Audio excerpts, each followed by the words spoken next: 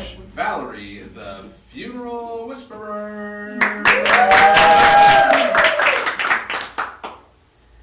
Yes, the funeral whisperer is not a job that you apply for in the paper.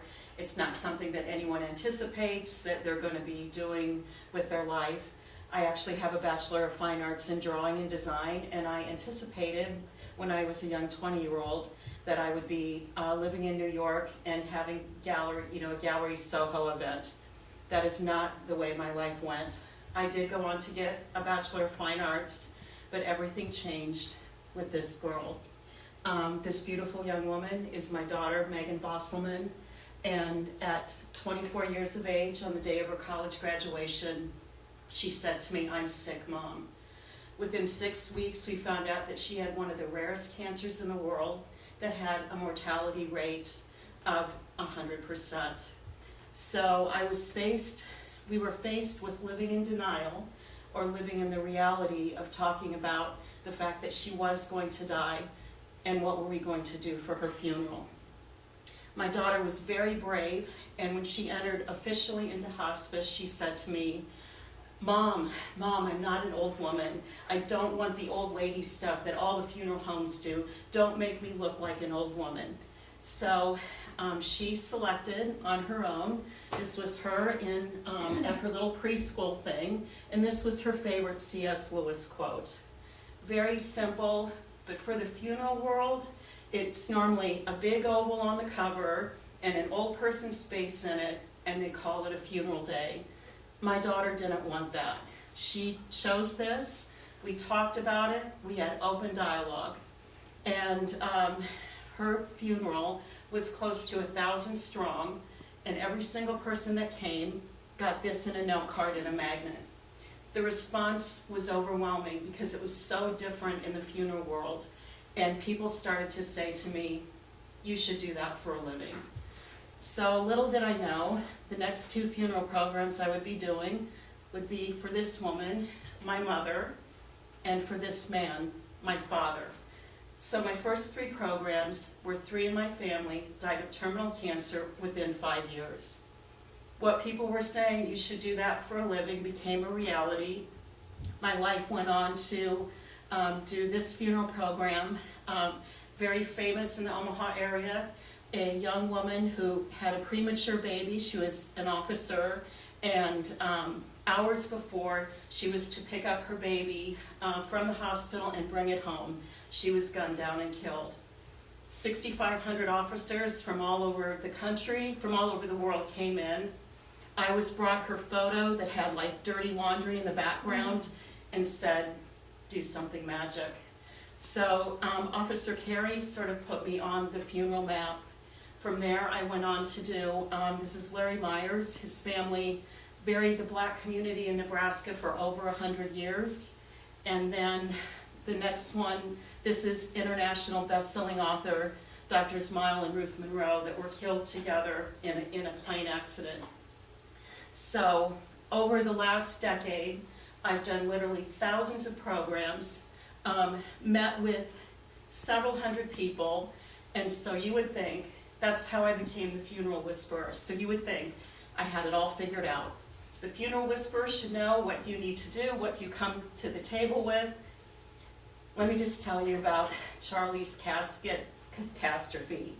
My dad is Charlie Wilscombe, you should know, and his funeral program I showed you earlier.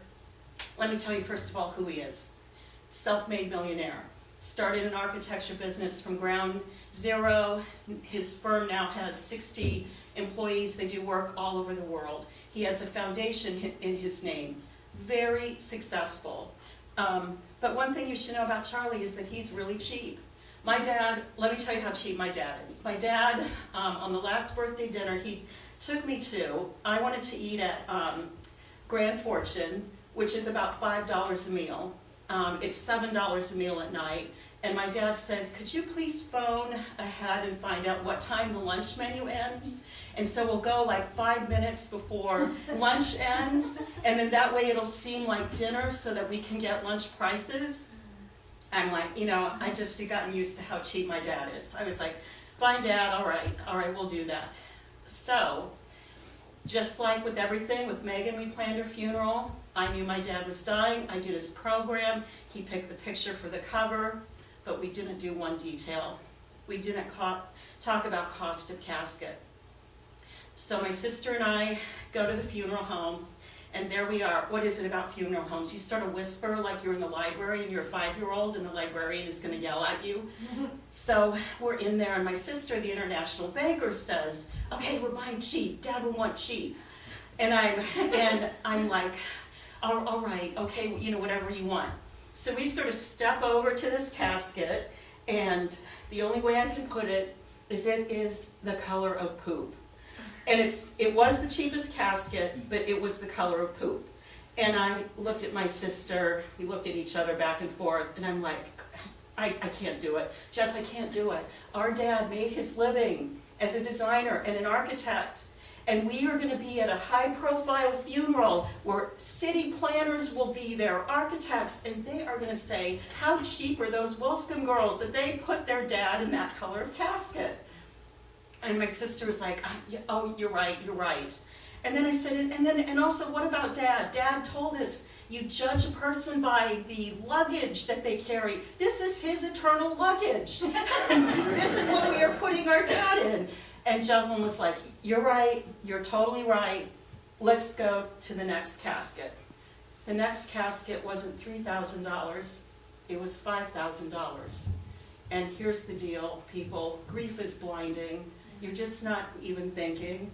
We weren't thinking to ask, does the $3,000 one come in another color? We weren't thinking to ask, do you have anything in between that's not on the floor? No, we made a $2,000 jump indecision based on emotion. And so the moral of that story is we were completely unprepared. We had never asked Dad, what do you want for a casket? What do you want us to spend on a casket? For heaven's sake, this was the dad that when I took him to Popeyes, which is his favorite meal, he would be telling me, okay, I'm buying your lunch, but you can only have the $2.99 snack pack because that's enough food for you. My dad was very specific about money, but we never talked about the casket. But here's the rest of the story.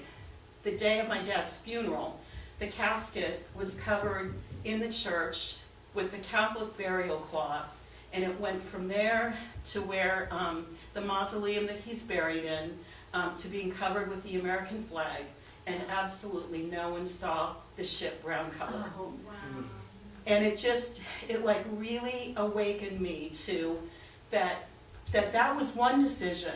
But most people don't know that when your loved one dies, you have 160 decisions to make within 48 hours that you are completely unprepared to make, and that most families have never talked about.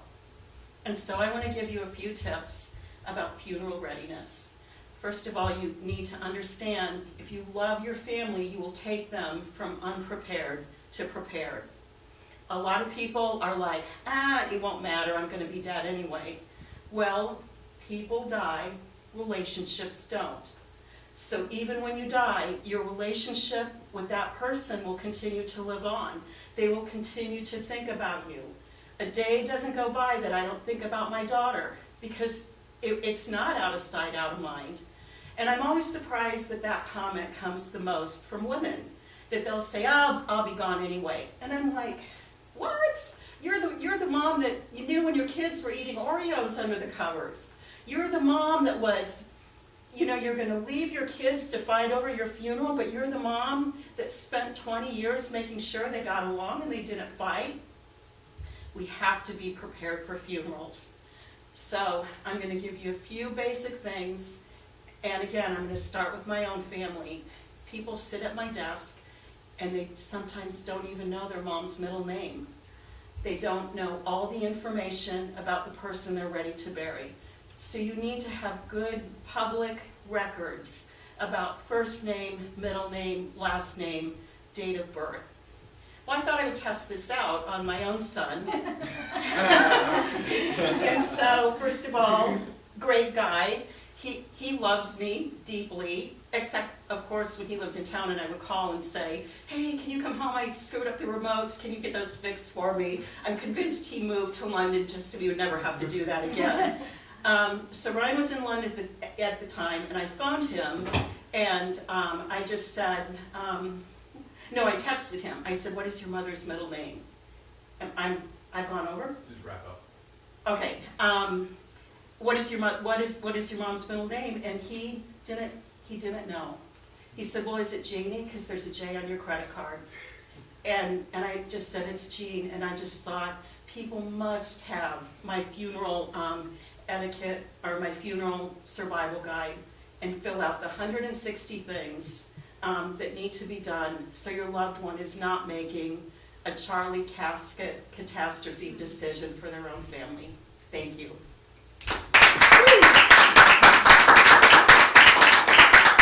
I didn't see that, I'm sorry. That's quite all right.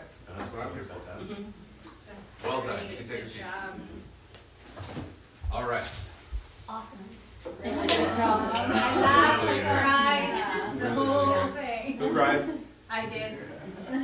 I I cried so much, I went to go grab this just in case I totally lost it, so just in case there's more. yeah, definitely a combination of laughter and tears. Yes. Thank you. It's perfect. The combination of laughter It and is really tears is Yeah. exactly what people need. Now, the first point of feedback is you went too quickly in a very important moment, which is when you say, Mom, I'm sick. Mm-hmm. Okay. Give that an uncomfortably long period of silence. Okay. People will start to cry. Because we know where this is going. Well, of course I do. The funeral whisperer, we know where this is going. I like how you refer to your daughter in the present tense. This is my daughter, Mhm. not this was my daughter. Mhm. Thank you, because she is. There's some humor opportunities with Dad and being cheap. We laughed, but I think there might even be more. Maybe you have a dad voice. Okay. So when you deliver the lines at the restaurant, we got there and he said, "Oh, sorry, we almost missed lunch." Right? Yeah. So give a dad voice.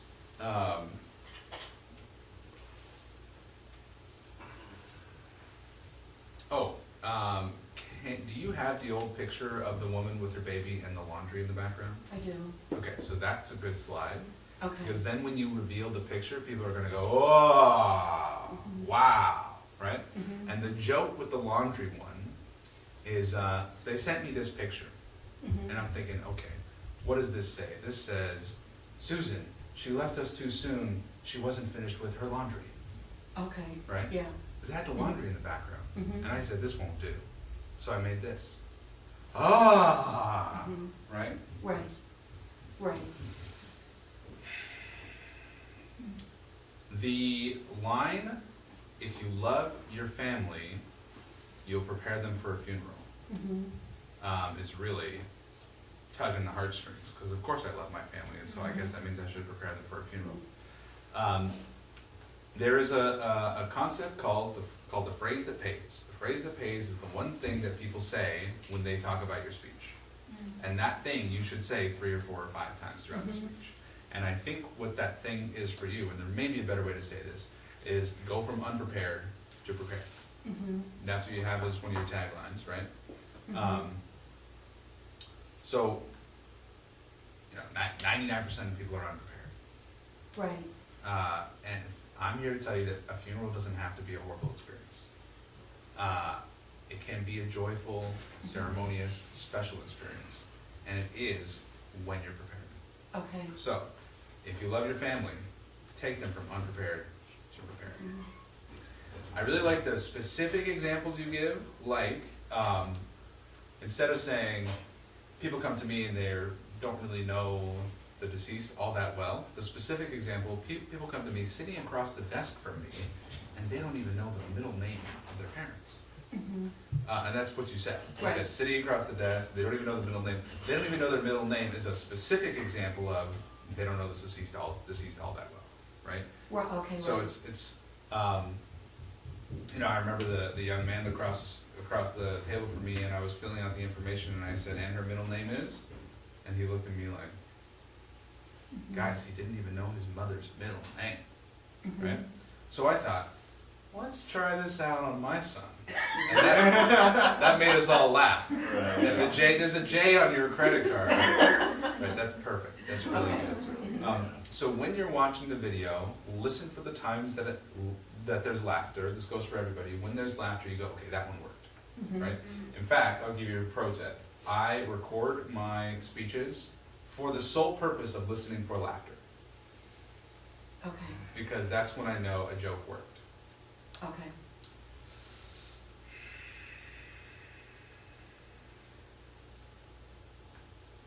In the longer version of this, no, actually, I wouldn't do that. I was going to say, tell us more about other funerals, but you did tell us about funerals. So you did daughter, father, mother, woman who was gunned down. Playing that to the reverend or. Yeah. So that's a lot to cover in 10 minutes. You did a very good job with it. So do you think for Sunday I should take someone out? No, I. Should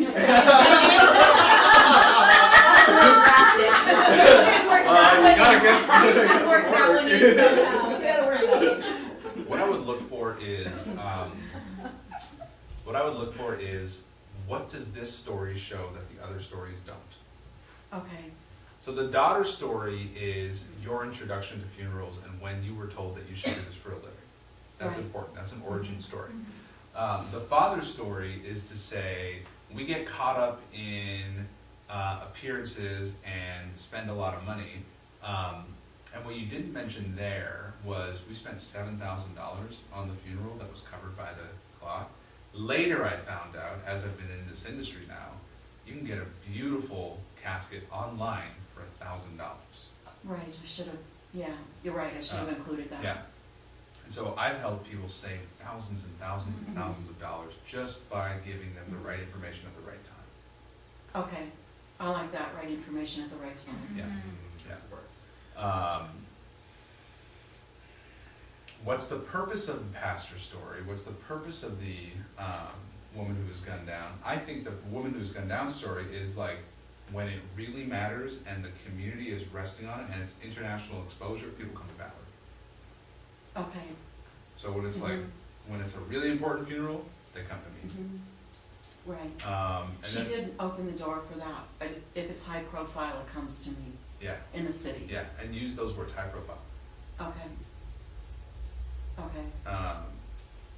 Yeah, because everyone here, we should have a service that is aspirational. That when you say, I'm working with so-and-so, they go, oh, wow, right? So Right. Valerie did the funeral. Oh, nice. You went with Valerie. Great. She's good. Yeah. And what is the purpose of the Reverend story? That would be very recognizable in Nebraska because, again, for actually 3 generations, if you were black in Omaha, Myers Funeral Home did that funeral. Got it. And they came, I didn't know if I could say it, I mean, I can at my church, but they came to the white Irish girl to do his funeral program. And it was really an honor. That's a special thing about you, the connection with the black community and the fact that they would come to you is special. And so, and this is what, this character type is called the reluctant hero. The reluctant hero never set out on a quest to slay the dragon, but found themselves in such a situation where they had to slay the dragon. And they're not trying to do more of these things, but like clearly fate and the universe is saying this is what you gotta be doing. Right. So your version of reluctant hero is, I didn't advertise. People came to me and said, do my funeral, and I said, I don't do funerals, you know, but they said, Valerie, please do the funeral. So I said, okay. Right. That's the reluctant hero. Right. Yeah. Yeah. I mean, I have hilarious stories in that I'll have a big, black family in the conference room, and I'll go get samples, and I walk back in, and I'll hear someone say, "You didn't tell me she was white." That's good. Yeah. That's good. And, I mean, I used that joke when I spoke at my church, and everyone laughed. Yeah. But, I mean, I think don't I sort of have to know my audience for that, or do you think? Might it offend somebody? Yeah, I mean, I don't know. Again, I go to a multiracial church, and we joke about race relations all the time. You know, so like they were roaring with laughter when I said that. Yeah. But, no, I just wondered. But Yeah. that was again, Larry Myers, if you're a person of color in Nebraska, you know that family, and you know they Yeah. probably buried most of your family. It's a big Yeah. deal. Yeah. Yeah. Mhm. Yeah. So I think play it up, because you're showing that this transcends Mhm. racial borders. Right. When you need it done well and you need it done right, it doesn't Mhm. matter what the skin color is. Right. Okay. Also, further to the idea of, I like your specific examples. Instead of saying you're a mother that cared for the kids, you're the mother who knew they were eating Oreos under the sheets. Yeah. Right? That's just really good That was storytelling. great. Mm-hmm. Thank you. Yeah. Thank you. Brilliant. Okay. Thank you. Thank you. All right. Can I just say one quick thing about her? Please. So what I liked, because I thought at first when you started to get a little teary that you were going to cry, and I was personally a little worried about you, but I thought you had the perfect amount of authentic emotion without, you know, softening up and losing it. You know what I'm saying? Like I just thought you were really believable, and I literally wanted to spend the whole day with you, which I didn't. Guess what? But Perfect. I liked the vulnerability that was like, but I still got this. Like this is a horrible situation, and I'm in control. Like it was both. Thank you. Yeah. I was I was more nervous in front of you guys than I was in front of 600 in my church. I could feel it in my voice just Yeah. because I value your professional opinion. Mm-hmm. I mean Well, that honestly. Yeah, and your voice had this kind of I'm about to cry quiver most of the time, which is like got me right in the heart, right? So in theater, there's a term called the sense of discovery that says even though you've done the dress rehearsal 1,000 times, you've memorized your lines 1,000 times, and you've been running it on Broadway every night for 100 nights, on night 100 you have to do it like it's your first and last time ever. That's called the sense of discovery. And when the character walks out and goes, "Oh my gosh, you've betrayed me," it must be like I didn't know you were going to betray me, right? And it must be like I haven't said it 1,000 times for the last, right? So that's the sense of discovery. So even though you've told the story 1,000 times, it feels like you haven't lost touch with the emotion, right? Of course not. Yeah. Yeah. But I mean, there's times I'm stronger and times it's harder, you know. Mm-hmm. One thing that I would suggest, it's a little, when you're using a PowerPoint, which is really powerful, those photos, try to look at what's coming next up here instead of looking out, because every time you look towards the screen, it's taking your face away from us Okay. and the camera. Go with that. I Yeah. tend to do the same thing. It's like you gotta try and stay facing forward. That's Okay. good. What mode is this? Presentation mode, you said? Mm-hmm. Okay. That is really helpful, because I didn't realize I could see the next slide. No, when I've done PowerPoint, like at the hospital, I'm only looking at the screen. So that's sort of my bad habit now. Yeah. Yeah. I also have, I have the same bad you know, when you were speaking, you had your daughter's funeral first and then your father's, is that right? And then my mom's, and then my dad's. So even what I found fascinating, because I too have got the t-shirt, too many t-shirts. Mhm. So what I found interesting is that even though you had experience already, you still got had. Mhm. And that, I think, I was a did. really important, Mhm. because people going into it, most of it are going in with no experience of death, a lot of people. And you had already had so much experience with it, and you still were getting had. And that, I think, is a really, really important point, Okay. because of the services you provide. It's needed by everyone, whether you're experienced in this, Mhm. sadly enough, or it's a new experience. I thought was really, Yeah, thank you. yeah, really powerful. Mhm. Very good. Thank you. All right, who would like to go next?